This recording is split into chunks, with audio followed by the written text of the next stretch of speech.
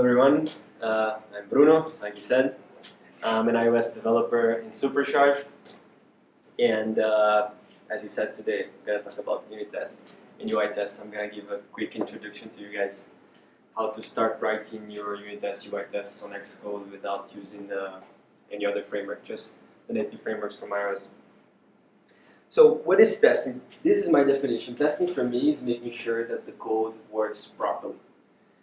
And there is sometimes a misconception of actually what is the successful of the test. For example, many times, I'm working in Supercharge and we had this project and we had like tons of screens and the UI tests were passing. And it's funny because the UI wasn't good, so the test shouldn't pass. But we mistakenly thought that UI tests were behaving as snapshot tests, which is two different things. And in fact, the UI tests are gonna map the view hierarchy, trying to find UI elements with accessibility identifiers, accessibility labels, or content, or some other way to track these UI elements. And if it's there, the UI is messed, but the UI elements are there, the test's gonna pass. But that not necessarily means that the UI is fine.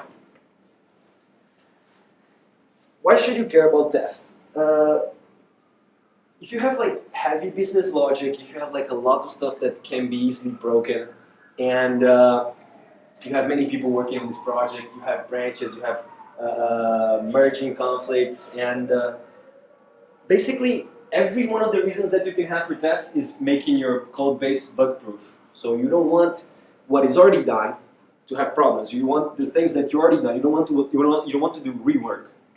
So I think that's primarily about that.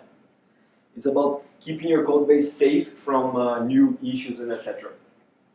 Also, for example, third-party libraries. But the same problem, but I'm going to give you this context.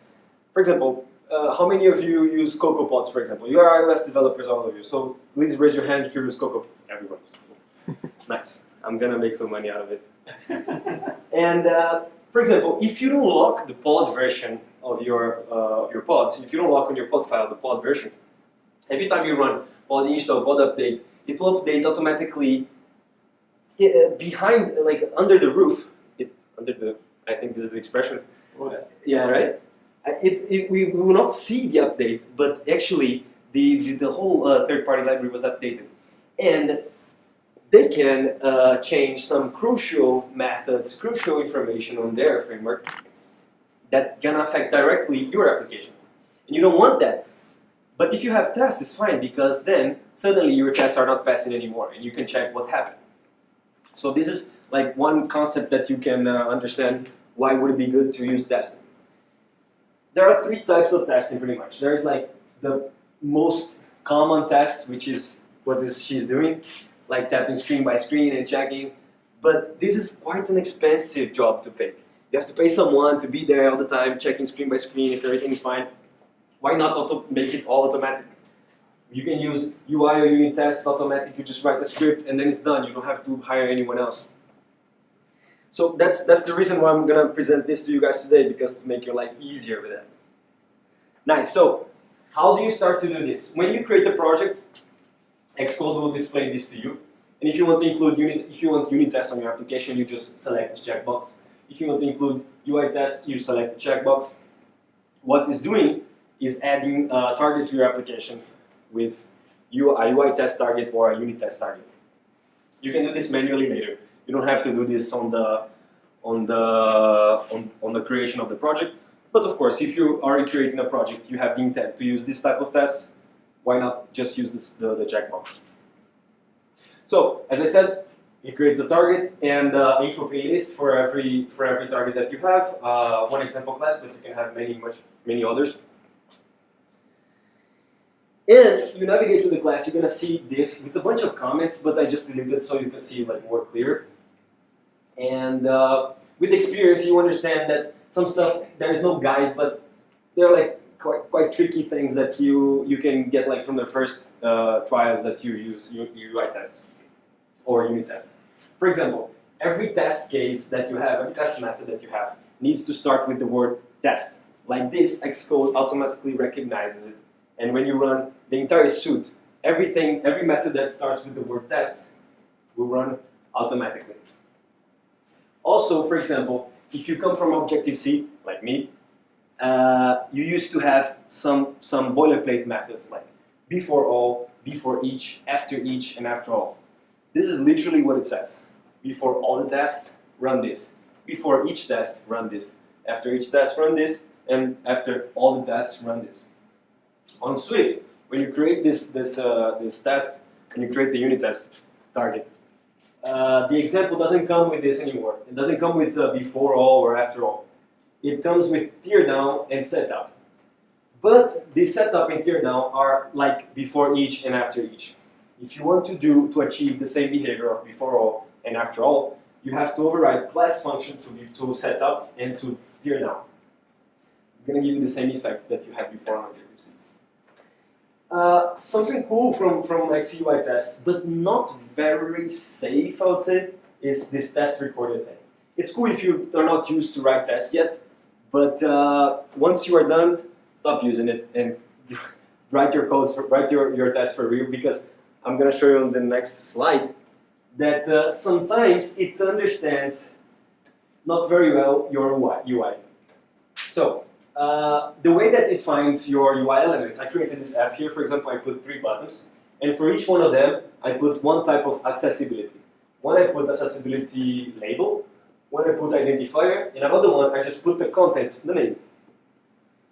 There are other ways to assess your UI elements, like for example, accessibility hint or other types of accessibility. But pretty much you're going to see on the apps that we see on the internet available, you can see that they're using one of these 3. Why is it not that good to use accessibility label? Because you make the UI element exposure. You make this property exposed to apps that are using voiceover. So for example, if the guy is blind there, he's on the phone, and then he checks here and he's like, press the button. I don't know, he's gonna listen what you have written on the accessibility label property. What is not good? Why is it not good to use content? Because of localization. So for example, you have an app that runs in Hungarian and English, and then it's gonna try to find the button igen, but there is only the button yes. So it will only work, it will only test your application if it's running on Hungarian or in English or whatever other language. So that's why these 2 are not that good. That's why we keep going with accessibility identifier, and it's the approach that I recommend. Okay, so once you've done that, there is this trick. You can see that the test button, that is the test recorder that is here.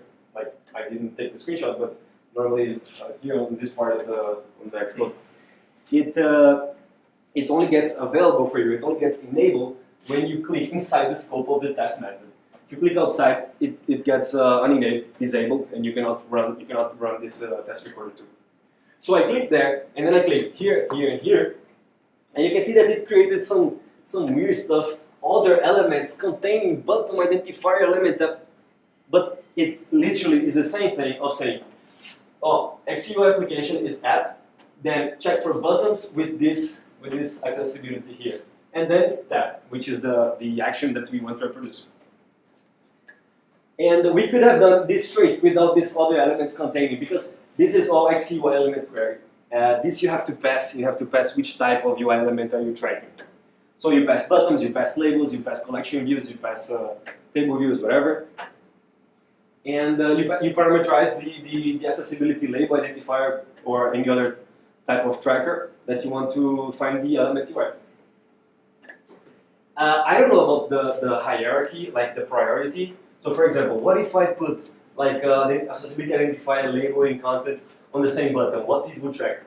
I was too lazy and I didn't check. Sorry. But keep going on it. I'm going to talk about unit tests, because UI test is just that. That's all. There's no more trick. And with unit tests, it's the same. First, we import the framework, which is like CTest, and this testable keyword, the modifier testable keyword, is to select the target that you want to test. So, for example, I created this app called testing, and there was 3 targets: testing UI test, testing unit test, and testing. Testing is the app. Then I imported it with the testable. And I created this dummy class here called car, this one here. I put a property for it, mileage, and I created this public function here. Also, you need public or internal functions, like functions without any private or any other modifier. Otherwise, your test class won't be able to find it. And so yeah, this model car only had only this mileage property and this drive function. And back there, I have the setup method and the tier now, and it's a good practice to instantiate your unit under test, which is car in this case, from the type car. It's a good practice to instantiate it on the setup and set to new on the tier draw. Why is it a good practice? Because you want to run a fresh instance on every test case.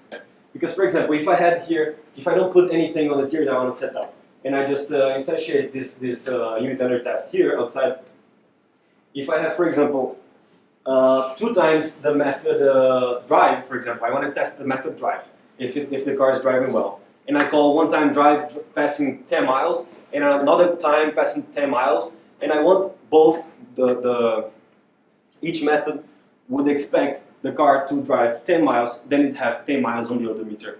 But in this case, it wouldn't work if I wasn't instantiating, if I wasn't liberating the instance, because it would reuse the instance. And that's not cool. You want to reuse your instance. Sorry, you want to use a fresh instance. That's why we allocate on the setup method, and we deallocate, we set to new on the tier down method. Okay, so I created these 2 test methods here, just an example. Test car is new means I want to check if the mileage of the car is 0. And this other method here is test odometer is working. So I want to check if the car drives 10 miles, how much miles is the mileage of the car. And then I pass 10.3 to the drive function. And then here I am evaluating the expression if the mileage is equal to the same distance I run with the car. Both tests passes. That's cool. And you probably are not familiar with this XCT assert, but it's basically just checking, like, it's just like a conditional, checking if the expression that you pass is true or not. There are many types of XCT assert, like XCT assert is new, XCT assert is not new, XCT assert with 2 parameters, with 1 message, but they are doing the same thing. They are just evaluating the expression that you pass. If you have 2 expressions, it's comparing the 2 expressions. If you have 1, it's comparing the same expression. If you have the message on the end, it's just gonna say some message if your test failed. Well, that's it. If you have any questions, let me know. Or you have any questions? You don't have questions? Question. Why does it help if that we set it to nil in the tier down? Why isn't it enough to instantiate a new object into setup? Okay, so the setup will run once before each method. Okay, then you're not gonna liberate the object, so it probably can cause like a memory leak or something.